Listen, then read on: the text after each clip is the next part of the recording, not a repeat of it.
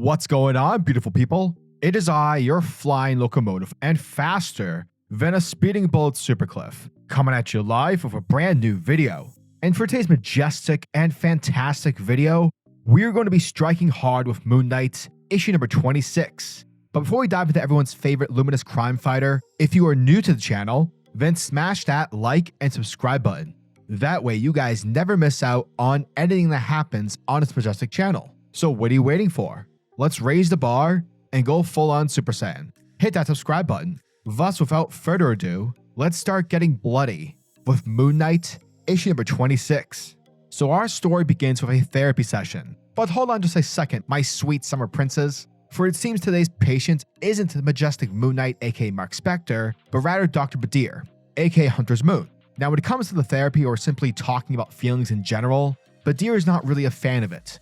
He'd much rather kill vampires and punch baddies in the face. However, since being brought back from the dead via the machinations of Moon Knight and Khonshu, Badr feels like his life is coming undone. But don't worry, my man, because Dr. Sternum is one hell of a therapist, and thus their session begins.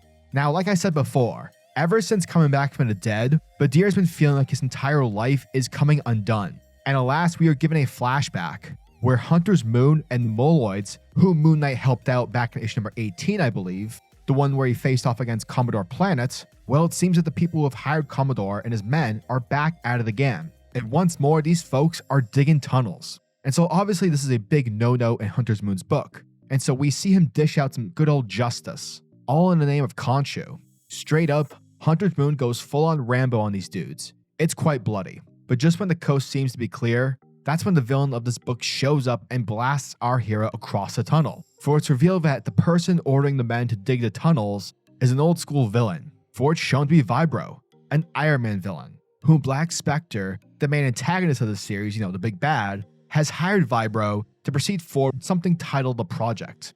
And whatever it is, it has something to do with digging tunnels underneath New York City. However, this is where we get the reason as to why Badr is talking to Dr. Sternum, because as we witnessed during this fight, Hunter's Moon basically becomes someone else. Instead of being cognate of what's going on during the fight, every past version of the Fist of Khonshu, the essence of every single one, takes over Hunter's Moon. And unlike Hunter's Moon, who, can controls rage and fighting, these past fists don't give a damn. Thus, they beat the ever-living crap out of Vibro, to the point where he's nearly dead, and currently is strapped in a hospital bed, deep in a coma.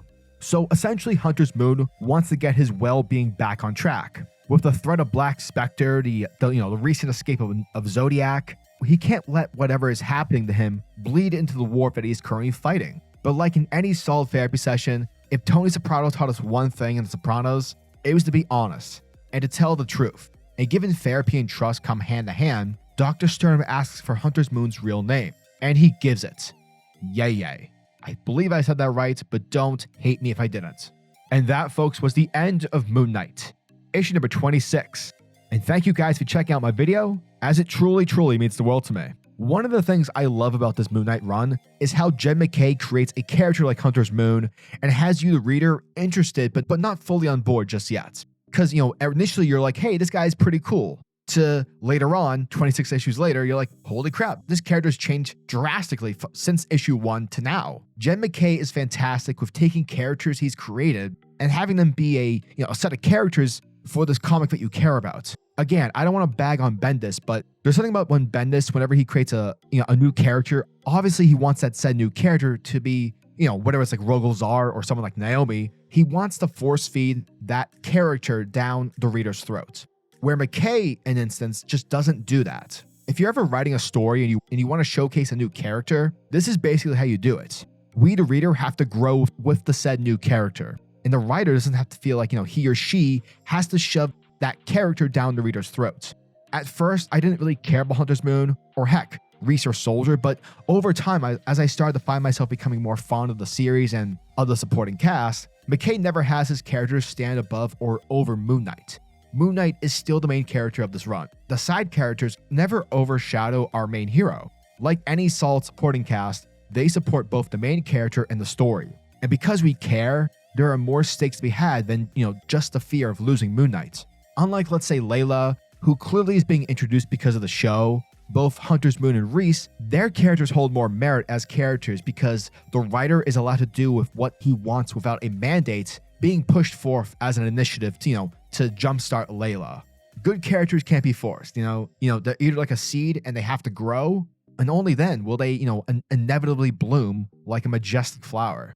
But yeah, as always, I'm your majestic sayer of words, SuperCliff, and if you guys are new to this channel, then do me a solid by smashing that like and subscribe button, and also the notification bell so that you'll never miss out on an upload, and so that you'll always be kept up to date with your favorite top tier comics happening in the comic book world. Now tell me, what are your thoughts and opinions on this issue?